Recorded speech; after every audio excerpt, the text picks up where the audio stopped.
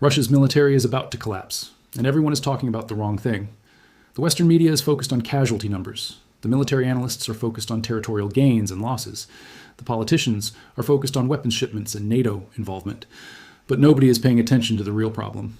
Nobody is paying attention to the one thing that is actually going to determine the outcome of this war. Russia made a decision 3 months ago that looked smart at the time. It looked like a logical military move. It looked like sound strategy, but it was actually a catastrophic mistake. And the mistake is about to become so obvious that the entire military situation is going to flip. Russia is about to lose this war, not because the West is too powerful, not because Ukraine is too well supplied, not because NATO is joining the fight. Russia is about to lose because Russia made the exact same mistake that every empire makes before it collapses. And once you understand what this mistake is, you're going to wonder how everyone missed it for so long. Let me explain what happened. 3 months ago, Russia made a strategic decision that seemed reasonable at the time. Russia decided to consolidate its forces. Russia decided to focus on holding territory that it had already captured rather than trying to capture new territory. Russia decided to shift from an offensive strategy to a defensive strategy. This seems like a logical move. You capture territory. You hold the territory. You defend your gains. This is how militaries operate. But here's the critical part that nobody is talking about. When Russia made this decision, Russia created a problem that is now going to destroy the entire Russian military effort. The problem is logistics. And I need to explain exactly what I mean by that, because this is where the real story is hidden. Logistics is the art and science of moving supplies, equipment, and soldiers to where they need to be. An army cannot fight without logistics. An army cannot survive without a constant supply of ammunition, fuel, food, and spare parts. If you cut off a military's supply lines, that military dies. It doesn't matter how well trained the soldiers are. It doesn't matter how good the equipment is. If you don't have ammunition, you can't shoot. If you don't have fuel, you can't move. If you don't have food, your soldiers starve. Logistics is absolutely fundamental to military operations. When Russia shifted to a defensive strategy and started defending captured territory, Russia had to establish supply lines. Russia had to create the infrastructure to move supplies from Russia into Ukraine and then distribute those supplies to troops scattered across captured territory. This is incredibly difficult. The supply lines are long. The territory is under constant attack. The roads are damaged. The railroads are destroyed. Ukraine is actively trying to cut the supply lines.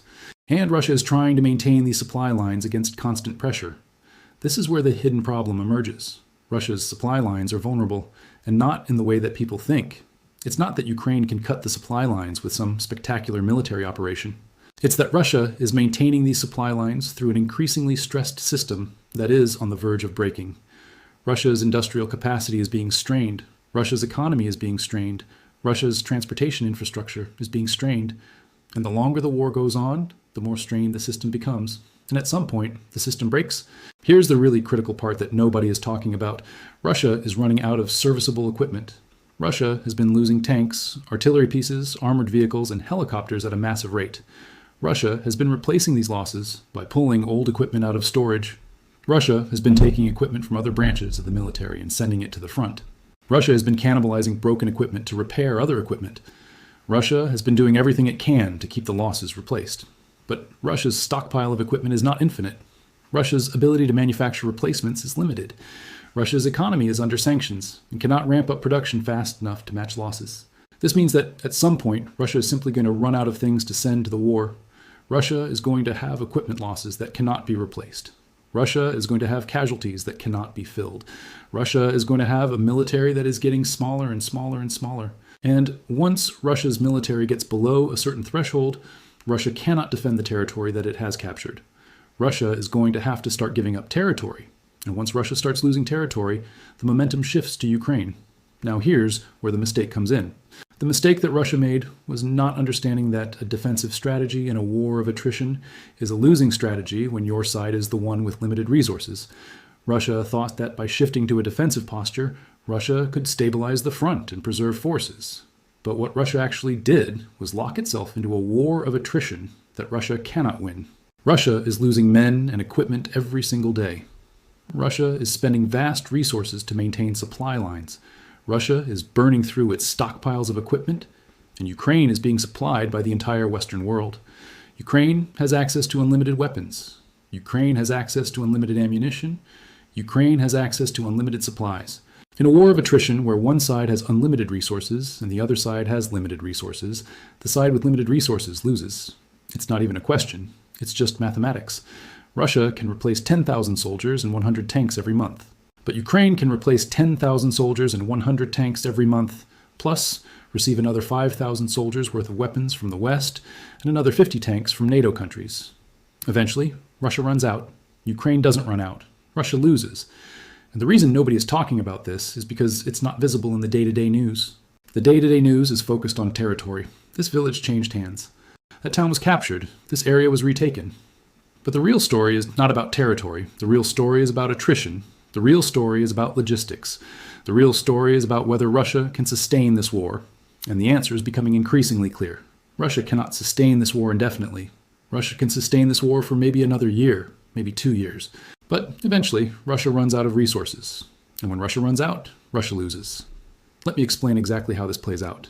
Right now, Russia is losing troops at a rate that is unsustainable. Russian intelligence sources have said that Russia is suffering about 1,300 casualties per day. That's killed, wounded, missing, captured. 1,300 men per day. At that rate, Russia is losing 470,000 men per year. Russia started this war with maybe 1.9 million active military personnel, but Russia cannot lose 470,000 men per year. Russia's population is declining. Russia has demographic problems. Russia cannot maintain these casualty rates. So what Russia is going to do is Russia is going to try to avoid casualties by being more defensive. Russia is going to try to minimize losses by not attacking. Russia is just going to try to hold the territory it has. But here's the problem with that strategy. If Russia is not attacking, then Russia is just sitting in defensive positions, waiting for Ukraine to attack. And Ukraine is being supplied with the best weapons in the world. Ukraine has artillery, Ukraine has air defense, Ukraine has anti-tank weapons, and Ukraine is getting more of these weapons every week. So Russia, sitting in defensive positions, is just asking to be defeated by Ukraine's attacks. This is the trap that Russia fell into. Russia started with an offensive strategy that failed. Russia shifted to a defensive strategy to avoid losses. But a defensive strategy in this situation is not actually a way to avoid losses. A defensive strategy in this situation is a way to slowly get ground down until you lose. And Russia is not going to realize this until it's too late. Russia is going to keep defending. Russia is going to keep losing men and equipment. And eventually, Russia is going to have to retreat because Russia simply doesn't have enough resources to defend the territory it captured. Now let's talk about when this happens. When does Russia's system break? When does Russia run out of resources? The answer is probably within the next 6 to 18 months. Right now, Russia is burning through stockpiles. Russia is using up equipment that has been sitting in storage. Russia is conscripting men and throwing them into the war. But this can't continue forever. Russia's stockpiles are finite. Russia's economy has limits. Russia's population has limits. And as these limits are approached, the system becomes increasingly stressed.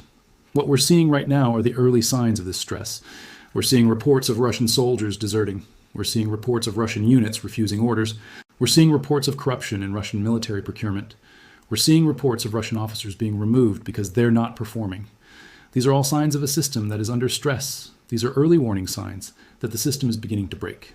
The mistake that Russia made was thinking that Russia could sustain a long-term war. Russia thought that Russia could outlast the West. Russia thought that the West would eventually get tired of supporting Ukraine and would cut off weapons shipments. Russia thought that NATO unity would break apart. Russia thought that the United States would change its policy, but none of these things happened. And now Russia is locked into a war that Russia cannot win because Russia doesn't have the resources to sustain it. The other side of this equation is Ukraine. Ukraine is getting stronger. Ukraine is receiving weapons from the West at an accelerating rate. Ukraine is learning how to use these weapons. Ukraine is developing new tactics and strategies. Ukraine is also running out of men, but Ukraine has a solution. Ukraine is conscripting men and training them. Ukraine knows that it can sustain these casualties because Ukraine is being supplied by the West. Ukraine knows that every time Ukraine takes a casualty, the West is going to replace the equipment. So Ukraine has an incentive to fight and a way to sustain the fight. And here's the thing that makes this asymmetry so important. Ukraine is fighting for its survival. Ukraine is fighting for its freedom. Ukraine is fighting for its independence. Ukraine's soldiers know that if they lose, their country is going to be occupied. Their cities are going to be destroyed.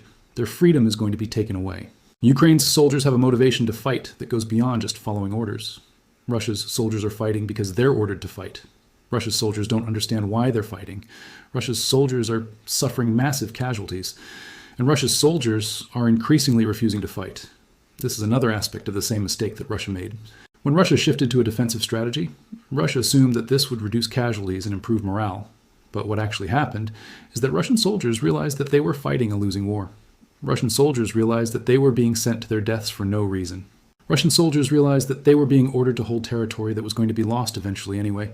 And as this realization has spread, Russian morale has collapsed. Russian soldiers are deserting at increasing rates. Russian soldiers are refusing to go to the front. Russian soldiers are revolting.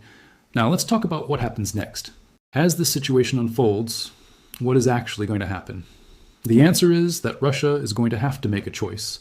Russia can either escalate the war, or Russia can retreat. Escalation means using nuclear weapons. Escalation means invading NATO countries. Escalation means doing something so extreme that it changes the nature of the conflict. But escalation is extremely risky. Escalation could lead to nuclear war. Escalation could lead to direct conflict between Russia and NATO. Most Russian military planners don't think escalation is a winning strategy. Most Russian military planners think escalation is too dangerous. So Russia is going to retreat. Not immediately, not in a spectacular way, but gradually. Russia is going to realize that it cannot sustain the war.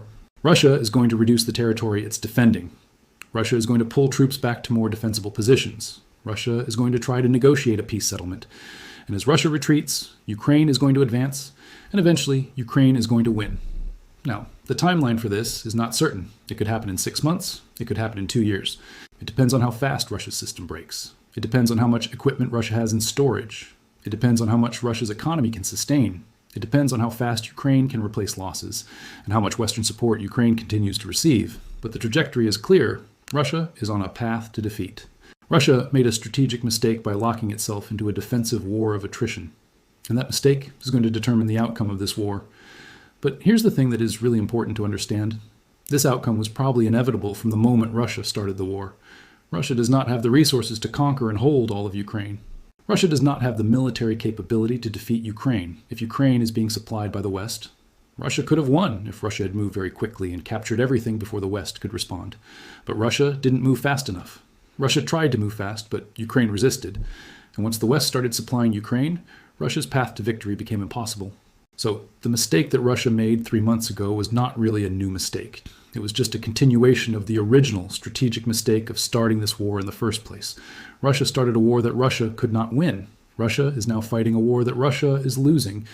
And the only question is how long it takes for Russia to realize this and stop fighting. The reason nobody is talking about this is because it's not as exciting as the day-to-day military news. It's not as exciting as stories about specific battles or specific cities changing hands, but it's the most important story. It's the story that determines the outcome of this war. And once you understand this story, you understand that Russia's defeat is inevitable. It's just a matter of time. Let me give you some specific details about how this is going to play out.